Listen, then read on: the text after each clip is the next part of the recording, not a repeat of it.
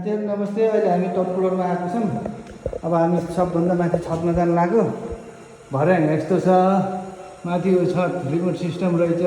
Hydraulic राखेर एउटा button थिच्ने बित्तिकै यहाँबाट यो बटन थिचेपछि सरर माथि यता खुल्ने रहेछ। यहाँ खासै मान्छेहरू छतमा जान्नु, त्यही भएर ड्यामडुम बन्द गर्छन् है।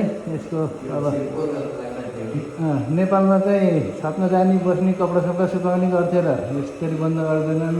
यहाँ चाहिँ कहिलेकाहीँ इमर्जेन्सी पऱ्यो, क्लिनिङ यताउति अब केही छतमा राख्नु पऱ्यो, त्यस्तो एन्टिना सेन्टिना टावरहरू भन्ने मात्रै है।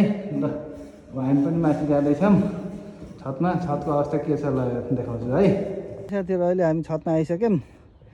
ल एसीको आउटडोर पोइन्टहरू सबै यहीँ छ। सबै एसीको पोइन्टहरू सबै यहीँ राखिएको छ। यही चिम्नी छ। यहाँ एन्टिना भनेको थिएँ मैले, एउटा डिसोम जस्तै एउटा छाता राखिएको छ। यहाँ यही केही रिपेयर गर्न पऱ्यो भने मात्र आउने हो।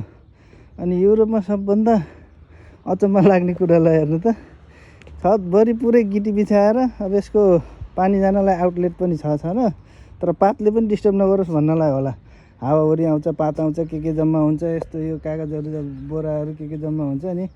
पानी त्यो आउटलेटको मुख चाहिँ नढाकियोस्, पानी चाहिँ राम्ररी जाओस् भन्नलाई हो कि अब के हो यसको मेन पर्पज, मलाई त्यस्तै लाग्यो।